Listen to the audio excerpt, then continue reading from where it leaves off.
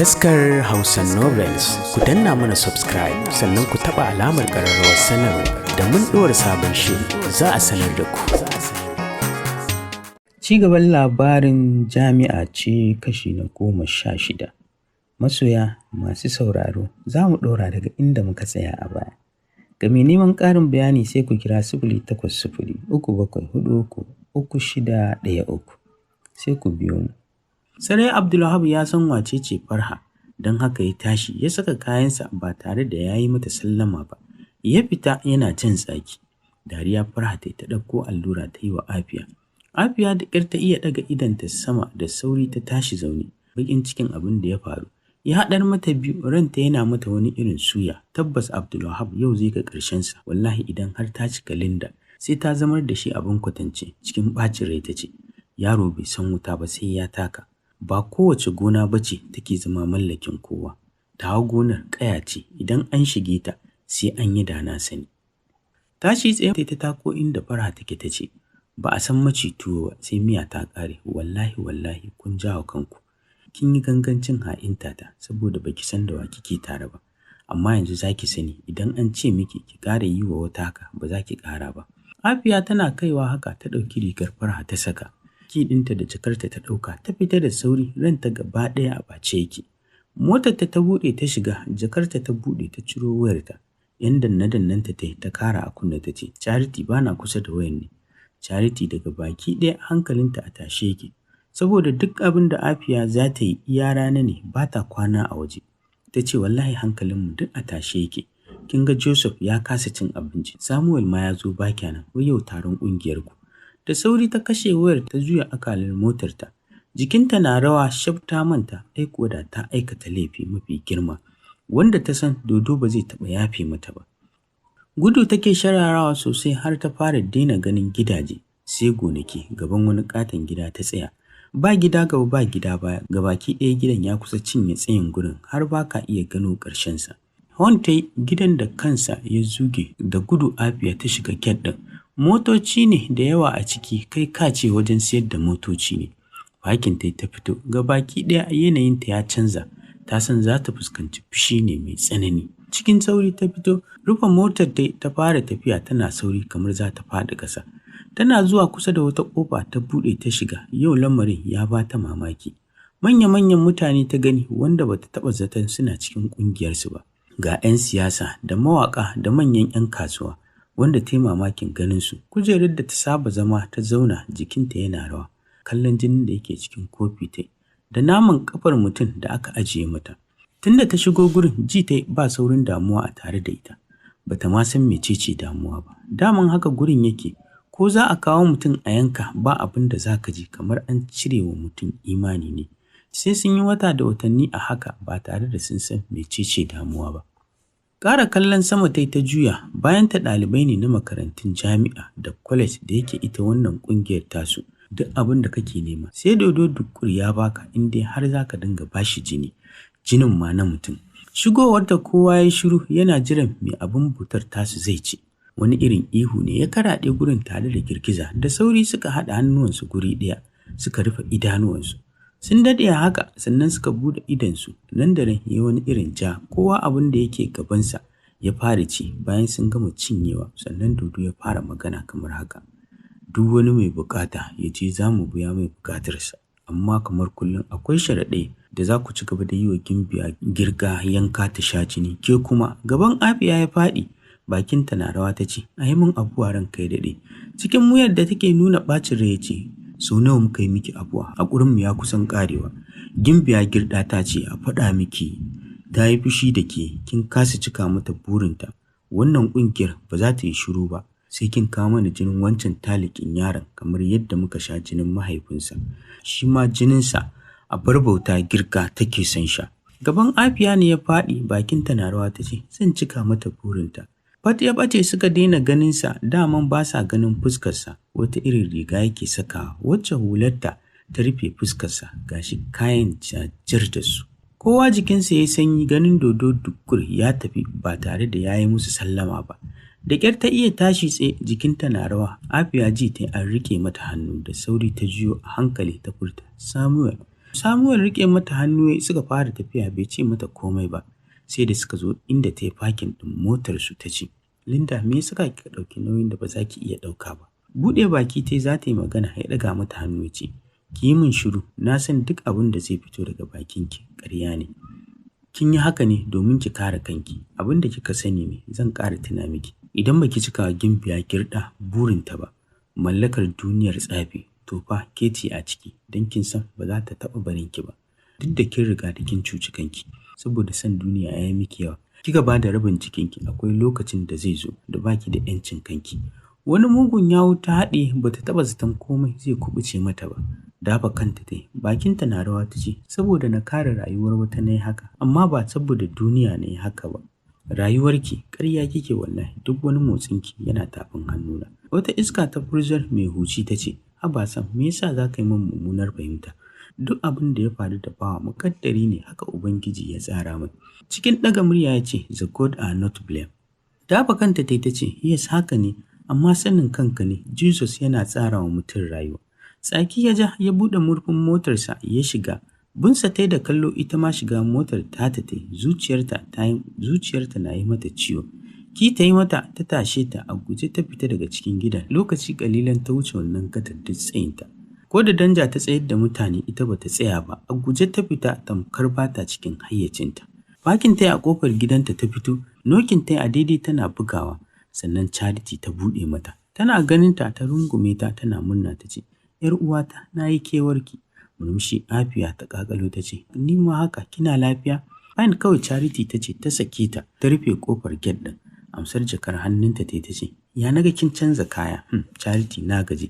Idan na yi wanka na yi bacci za ki ji komai. Akwai wine a cikin gidan nan kuwa? Ko kin shanye?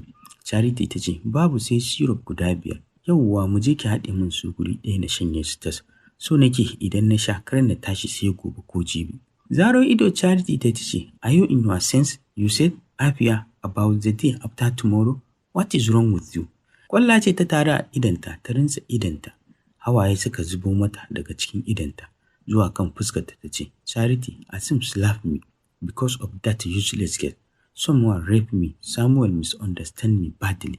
Charity, everything is about to fall apart. Things are not turning out the way I thought. What I planned is not how it is happening. Dodon tsabi ya yi min gargaɗi mai zafi. Cikin tantama da kokonto Charity ta ce, rapin ɗinki ba kika ce, to ta yaya hakan ta faru? Tafiya ta fare ta ce, ba na son tuna komai. Charity binta ta yi da kallo ta shiga tunani. Tambayoyi ne fal cikin ranta, amma ta gaza gano gaskiya. Da sauri ta bi ta. Ajiye mata jakarta a falo. Ta shiga kicin, duk freezer ta buɗe, ta ɗauko daskararren kifi ta ajiye shi a cikin roba. Ta kunna famfo, ta kunna mai ruwa, ta bar shi.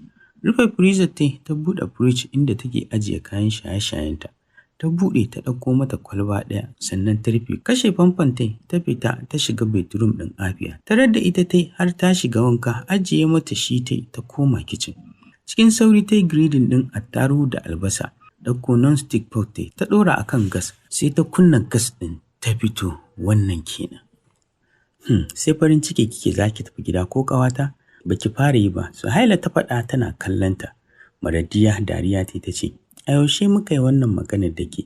Kinga, zo ki raka ni na ciro kuɗin da babba ya bayar a turo mu. Suhaila ta ce, aiki amarya ce, ba kya laifi, mu je ko? Ta ƙarashe maganar tata tana danna dariyarta, ganin yadda Maradiya ta haɗe rai kamar an ce mata gobe za ta mutu. Dan Allah Suhaila, ki daina tuna min wannan zancen. Na san ba lallai na dawo makarantar nan ba. Wallahi baki san waye Mauda ba. Duk yadda kike tunani ya wuce nan. Amma bai fi ƙarfin Allah ba ko? Suhaila ta faɗa tana ƙarfafa mata gwiwa. Maradiya ƙasa ta yi da kanta. Ita ga baki ɗaya ba ta da zaɓi, ba ta san me za ta ce ba. Tana mugun tsoron Asim, rayuwa da shi akwai matsala, za ta rayu da shi ne kamar wata baiwa. Maude zai faranta mata saboda yana santa. Za ta iya dawo da shi kan hanyar daidai. Mahaifiyarsa tana santa, shi kuwa Asim ba lallai ta samu haka ba, tunda masu kuɗi ne ba su san komai ba na rayuwar talaka. Maradiya, da sauri ta ɗago. Suhaila ta ce, tunanin me kike yi? Ajiyar zuciya ta sauke ta ce, a'a ba komai wallahi, mu je ko? Maradiya, ki fitar da komai a ranki, insha Allah wannan auren alkhairi zai zama miki. Bata ce mata komai ba, ta saka hijabinta, ta ɗauki ATM ɗinta da wayarta, ta ɗauka ta fara tafiya tana cewa, ke fa nake jira. Suhaila dariya ta tana cewa amaryanmu, amma dai gaskiya a gidan oga ba za ki dinga saka mai wannan hijabin ba. Banza Maradiya ta mata ta yi gaba ta fara tafiya. A reception suka gaisa da su Madan Sofiya sannan ta fita. Ganin motar Asim gaban ta faɗuwa ya. Juyowa ta kalli Suhaila, ita fa wallahi ba ta ƙaunar abin da zai haɗa ta da shi. Suhaila mamaki ne ya kama ta. Ta ƙarasa tana cewa Maradiya kamar motarsa nake gani. Ni ma wallahi ban sani ba. Kin ga tare da sa Muktar yake. Kin ga kar ma mu nuna mun san yana wajen. Dan murmushi Suhaila ta yi bata ce komai ba. Suka ci gaba da tafiya. Muktar ya ce yauwa ko muke jira. Gaishe su suka yi. Asim bai amsa ba, hankalinsa gabaki ɗaya yana kan laptop ɗinsa. Ba wai dan bai ji ba, sarai ya ji shi gabaki ɗaya haushin Muktar yake ji saboda shi ya tsayar da shi. Wai tun da yau za a koma gida ta bashi lambar ta. Muktar ya ce an gama jarabawa ko? Ce mai suka yi Muktar ya ce Allah ya jagora, Ubangiji ya baku nasara da sa'a. Amaryanmu, lambar ki na zo ki bani saboda an yi hutu kuma kin ga abu yana karatuwa. Maradiya wata kunya ce ta kama ta ce amin ya Allah. Amsar wayar ta saka mai atake Aman ya kirawo ta yi sabin nambarsa. Kuɗi ya ciro ya miƙa mata, kin amsa ta sai da ya mata jan ido sannan ta amsa suka yi sallama.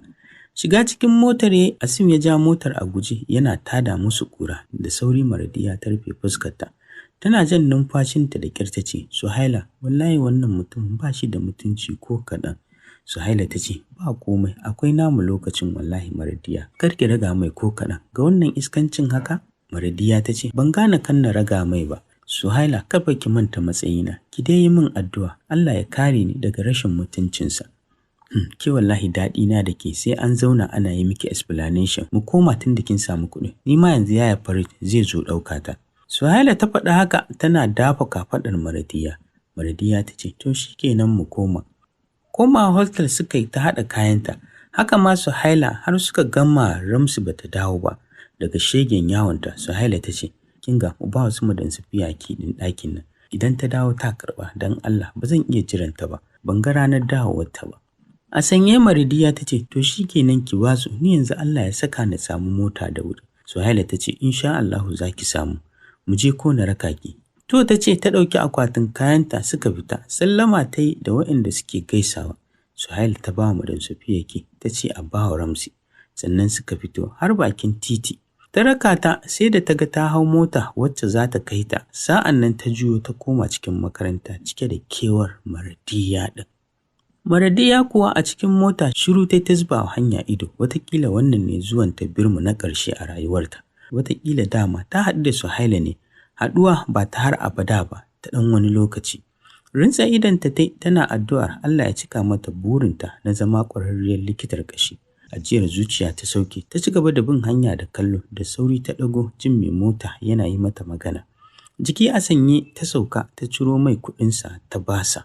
Sauke mata kayanta ta karɓa ta shiga cikin tashar. Ta ci sa'a mutum biyu ake nema a cikin motar. Don haka da sauri ta shiga aka samu cikon ta biyun suka fara tafiya. Tun tana hango gidaje har ta soma daina ganin su ga wata uwar yunwa da take ji. Rinsa idanta ta shafa flat tummy ɗinta wanda kamar babu hanji a ciki. A wahalce ta buɗe idanta tana bin dajin da kallo. Zuciyarta ta yi wani irin karaya, jikinta ya mata sanyi. Ba ta da tabbacin dawowa, shikenan mafarkinta ba zai tabbata ba. Ta sha wahala a banza kenan. Wasa-wasa sai da ta yi kwana 1.5 a hanya. Iya wahala ta wahala, dama haka take in har za ta dawo. A tashar Timbuktu aka sauke ta, ɗaukar mota ta wacce za ta shigar da ita har garinsu. Da ƙyar ta samu kasancewar an ji maganar da har ɗaya, sai ana sallan magriba ta sauka, tafiya take kamar za ta faɗi. Haka ta ƙarasa gidan Yaya Gidaɗo, sallama ta, Rabu da take alwala, ta ɗago tana dariya ta ce, wai sanninki da zuwa, tun safe muke zuba ido, Adda Suhaila ma ta zo ta tafi, wayarki kuma a kashe. Zama ta a tabarmar kafa ta ce, wallahi cajin ya ƙare, Allah ji nake kamar an naɗa min duka, gabaki ɗaya jikina ciwo yake mu. Ayya sannu, kar ki zama raguwa, ki zama jaruma, shekara iwar haka za mu zo suna. Rabu ta faɗa tana tashi tsaye, Maradiya kasa magana ta. A zuciyarta kuwa cewa ta ina neman tsari. Rabu dariya ta zuba mata ruwa a buta ta ce, wannan kunyar take za ma ki gama ta. Wuyarta kawai a kai ki ɗaki, ga ruwa nan ki zo ki alwala ki sallah. Idan kin idar sai na ɗora miki ruwa ki wanka, amaryar ɗan birni. Tashi Maradiya bata ce mata komai ba, ta ɗauki butar ta shiga bayi, fitsari ta yi tsarki ta fito ta ɗaura alwala. Bayan ta gama ta ɗauki kayanta ta shigar da shi bukkar Anti Rabi. Da duba ta tarar ta shimfiɗa mata, sallah ta tayar. Bayan ta idar ta zauna tana miƙa wa Ubangiji kukanta. Ita ba ta da zaɓi, duk abin da Ubangiji ya zartar shine daidai. Anti Rabi lafiyayyar fura da nono ta kawo mata. Godiya ta yi mata. Anti Rabi ta ce, ki cire hijabun nan ko ba kya jin zafi ne? Ga ruwan nan idan kin gama sha sai ki wanka ki kwanta ki huta. Maradiya kanta a ƙasa ta ce, a'a ba na jin zafi. Kawai Anti Rabi ta ce, tana kunna a ci balbal. Maradiya ta ce, har yanzu garin nan babu wuta ko? Zama Anti Rabi ta ce, akwai a wasu guraren, caji zaki kai ne?